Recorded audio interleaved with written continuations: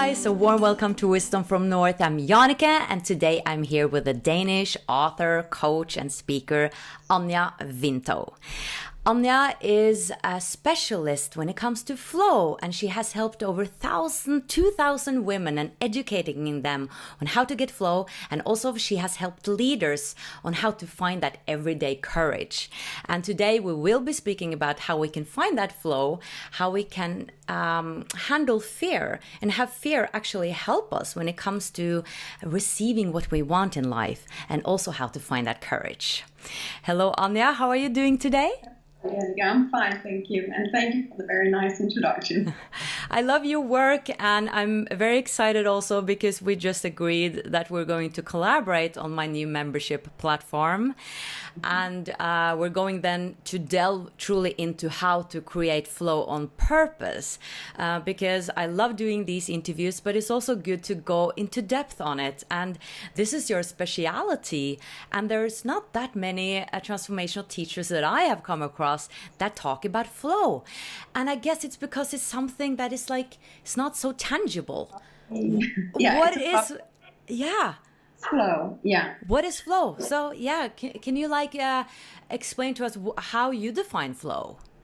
Yeah, I mean, maybe you've already heard about the master of flow, Mihaly, the old professor, who invented flow many years ago. And he studied artists and sportsmen and just trying to find whatever makes them be able to create this moment where everything just comes together, where there's no resistance at all, where everything just flows. So it can be while they paint or run or hit the ball just correctly and everything like that. And I was really, I got curious about that state when I was at my own lowest in my life. Okay. So I'd spent 10 years in a business I didn't love. I spent 10 years at the same time with a man that wasn't nice to me. And I was really at a low point in my life. I had pre-stages to cancer. I was just ill all the time. I mean, I was really at a rock bottom. And then I longed, of course, for some kind of ease and no resistance. And I think I was longing for something I didn't know what was. I just knew that I couldn't continue the track that I was on. And then I stumbled on this Mihaly Csikszentmihalyi. It's a really, really difficult name. But he had studied flow for many years and kind of invented the term. And then I found out one thing, and that was that, well, I was not an artist. I was not an athlete, even though I was doing some kind of sports and stuff like that on a high level. I didn't consider me an athlete. But I wanted to melt together with me. I wanted my what you call it, tool. I mean, I am my tool. I wanted that to be easygoing. I wanted that to be a place of ease and love and connection. So I wanted to be better, to steer my life from within. And I quickly found out that wasn't that easy. It wasn't enough just to say, I want flow. You can say that again.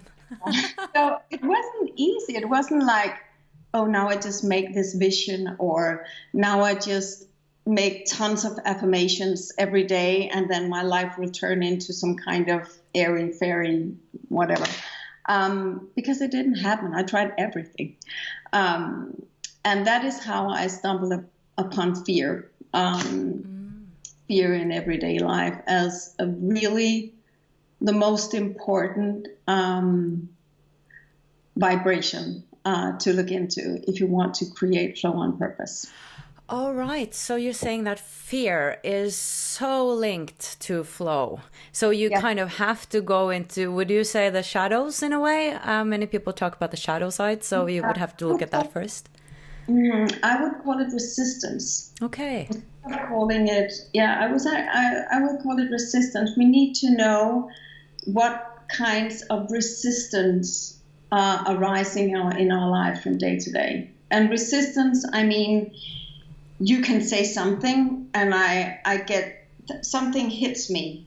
You can say a sentence and I'm like, oh, that was weird. What happened there? So when something is arising in my body because you do something, that is called resistance. Then I need to take a look at that. It can also be that something changes. It can, maybe you get fired, or you didn't get the job you anticipated, or your spouse leaves you, or your husband is ill, or whatever. There are all kinds of things that we can resist in our everyday lives. And in order for us to understand how to create flow, we need initially to understand what is resistance in my life. What do I resist in my life? And then work on the resistance, not to resist it. Then find out why we resist it. Why do I resist? I was looking at people at that time, and I was thinking, why do I resist people that are successful? I had a resistance towards people who kind of nailed it. And when I found out that I was longing for my own kind of personal success, and I knew that I could do it, I actually knew that life could be better for me. I mean, I knew that there was more to it than what I had experienced so far. So that is a way to kind of be a little bit more wise and open and curious towards your own resistance. If there's something you're longing for, you might have a tendency to resist the people who actually got it. So it's about accepting it, or first finding the reason you're saying, and then kind of accepting, wow, I have some resistance, and then it will dissolve in a way. But just accepting it, not easy. I mean, if we could just do that, if we could just accept it, then we would do that. But we can't. I mean, there is something we need to do in order to be able to accept. And in order to be able to accept, we need to know how our bodies works, how our feelings are doing their little dance in our bodies. And when I get resistant, when I really feel, I don't want that, then I can flee from it. I can pretend it's not there. So I can just suppress it and then go on with my life. Or I can eat a lot of cookies, or drink a lot of wine, or whatever, in order to make it go away. Or I can blame someone else. I can blame you, that you said that stirred my emotions. So we have different strategies when we're hit. You understand what I'm saying? When we get hit. Yeah. Triggered. There's something that is just contracting in our bodies, and it's not nice. So we need to be okay with feeling discomfort if we want to create flow and purpose. We cannot flee from every kind of discomfort in our lives, because then we will be fleeing from ourselves, because it's happening in here. So first of all, we need to stop the flight. We need to stop running away from who we are and what we're feeling and what our needs are and what our ambitions are and what we want out of life. We need to stop, first of all, and take responsibility, first of all, for what is going on in here, and not make it any other people's business, actually. Do you think we need to, I mean, there are so many situations and things that can trigger us, that we can have a resistance to in life. I mean, there can be millions of those. So in your journey, when did you come to the point where you had faced so many of these fears or resistances that you actually started to have flow? Because I assume that you've had some flow now, and it seems like you're having flow. Yeah. Well, I meet resistance every day. I mean, it doesn't go away, but the fact is that when you get a little bit wiser when you know what to do about it when it happens. When you know, okay, I'm feeling some kind of resistance right now. Let me dive into that for a moment. Let me just breathe and think about what is it that I need to do, be, have, or allow myself to be or have. Because if I don't expand, I will pinch myself off.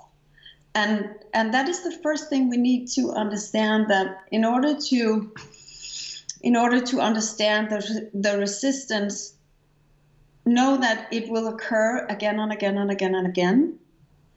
But when you learn to dissolve it by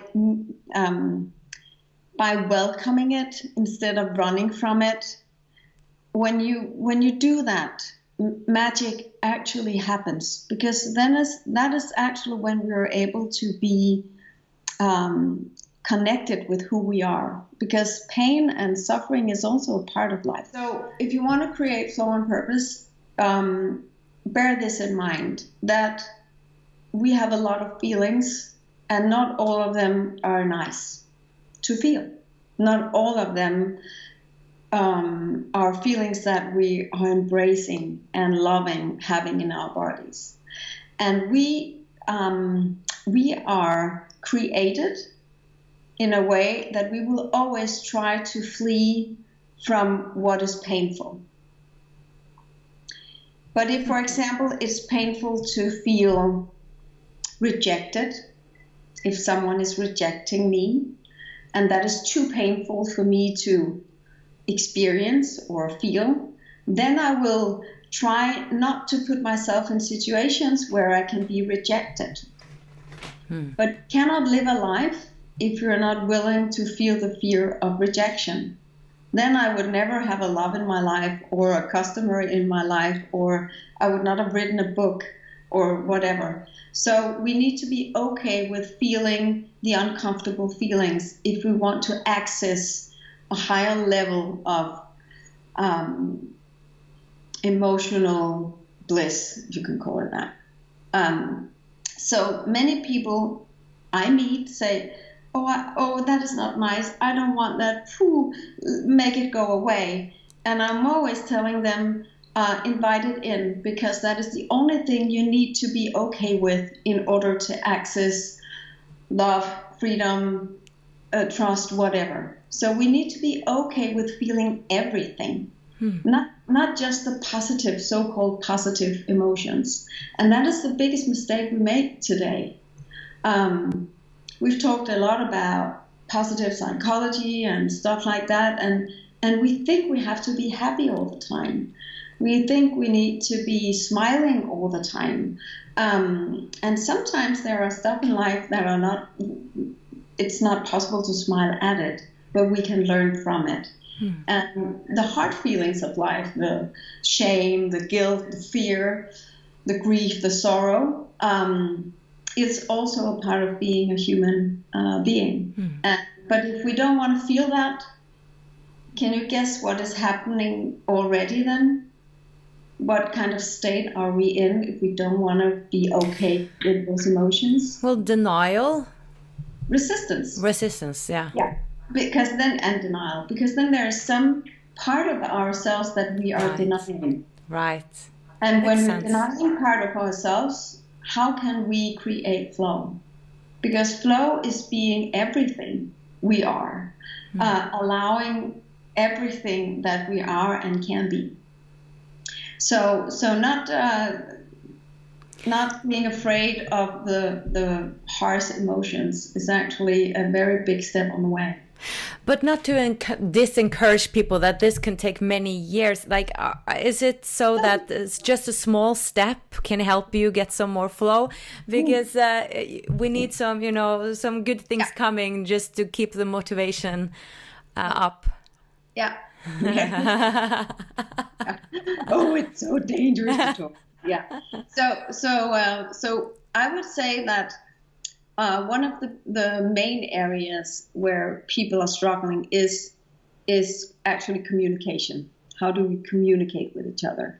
And there is a lot of non-flow going on in the communication between people in families, in relationships, customer relations, whatever.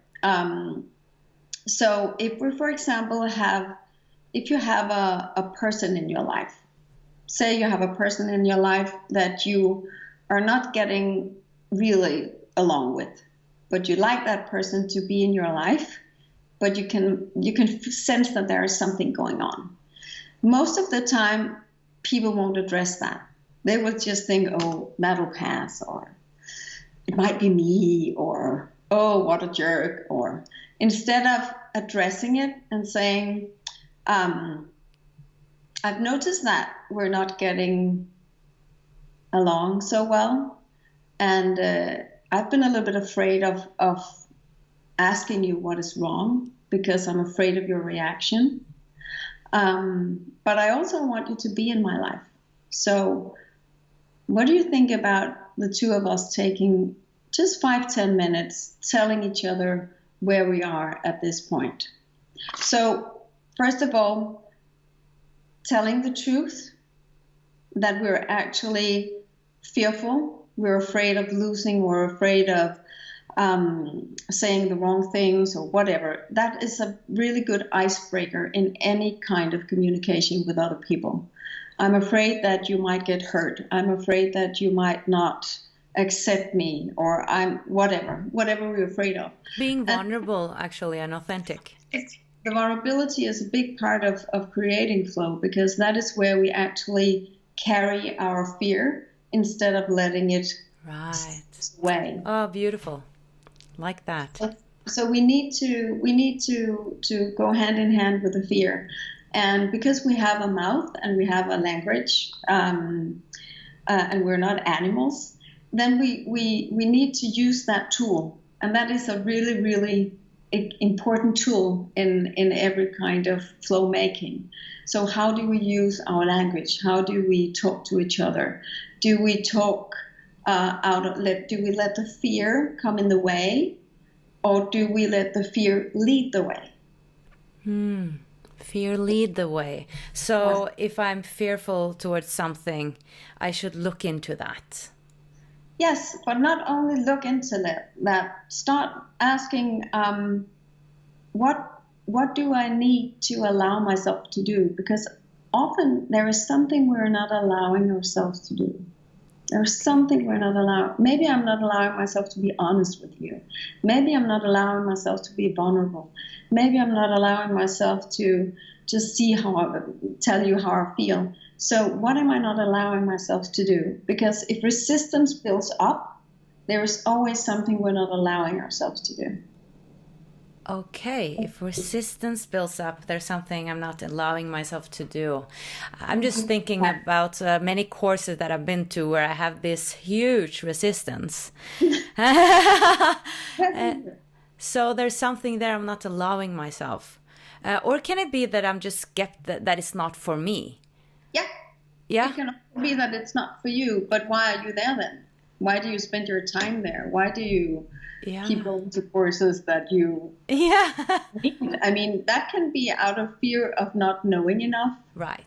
Or not having the right tools. So you can still have a fear steering you that way. Right. That's so interesting. And that's such a powerful perspective, because it's like, I feel fear is like so scary to talk about, because it's just so innate in us and goes so deep, and we all have it, and it's the opposite of love and all that. But you're talking about this in a positive perspective, which is like empowering.